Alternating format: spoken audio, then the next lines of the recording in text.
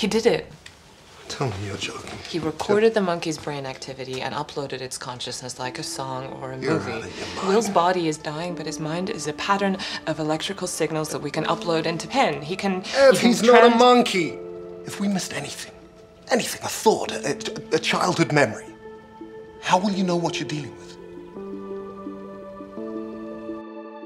혹시 뇌를 컴퓨터에 업로드하는 기술 들어보신 적 있나요? 영화 트랜센던스에서 조니 데비 연기한 윌 캐스터는 반과학단체의 테러를 당해 목숨을 잃는데요. 그의 연인인 에블린은 윌의 뇌를 컴퓨터로 업로드시켜서 그를 되살리는 데 성공합니다. 사실 이건 SF 소설이나 영화에 자주 등장하는 소재인데요. 이런 기술을 전뇌화라고 하죠. 안녕하세요. 서울대 뇌과학 박사 뇌근배입니다. 사람들은 왜 전뇌화에 관심이 많을까요? 여러 이유가 있겠지만 몸이 아프거나 늙는 것과 상관없이 영원히 살 수 있기 때문이 아닐까 싶습니다. 컴퓨터에 뇌를 업로드하면 어떻게 될까요? 지금 내가 느끼는 감정, 기억, 그리고 의식까지 모두 컴퓨터로 옮겨지겠죠? 사실상 나의 존재를 디지털 세상으로 옮기는 다 붙여넣기인 셈입니다. 사람들은 궁금해합니다. 전뇌화는 언제쯤 현실화될까? 정말 가능한 걸까? 뇌를 컴퓨터에 완벽하게 옮기려면 먼저 뇌가 어떻게 생겼는지부터 알아야 되겠죠? 뇌의 어떤 부분들이 어떻게 연결되어 있는지까지 아주 자세히 알아야 할 것입니다. 마치 도시를 복사하기 위해 모든 골목과 건물들을 기록해놓은 빼곡한 지도가 필요한 것처럼 말이죠. 과학자들은 이 지도를 커넥톰이라고 부릅니다. 커넥톰은 뇌 속의 수많은 뉴런들과 그 뉴런들에 있는 시냅스들까지 모두 그려진 지도인 거죠. 우리 뇌 속에는 무려 1000억 개가 넘는 뉴런들이 있고 10조 개 이상의 시냅스로 연결되어 있습니다. 때문에 이런 정보를 모두 기록하는 인간 커넥톰을 만드는 일은 현대 과학기술로도 불가능할 수준이죠. 하지만 미래에도 불가능할 것이라 단언할 순 없습니다. 특히 인간에 비해 작은 뇌를 가진 곤충을 대상으로 한 커넥톰 연구에서 최근 큰 성과를 얻었거든요. 지구상에서 가장 먼저 뇌 지도가 그려진 동물은 바로 예쁜 꼬마 선충이라는 아주 작은 벌레입니다. 이 벌레의 크기가 겨우 몇 밀리미터 밖에 안 되고 신경세포도 딱 302개밖에 없습니다. 정말 작고 단순한 뇌라고 할 수 있죠. 이 벌레의 뇌 지도는 일찍이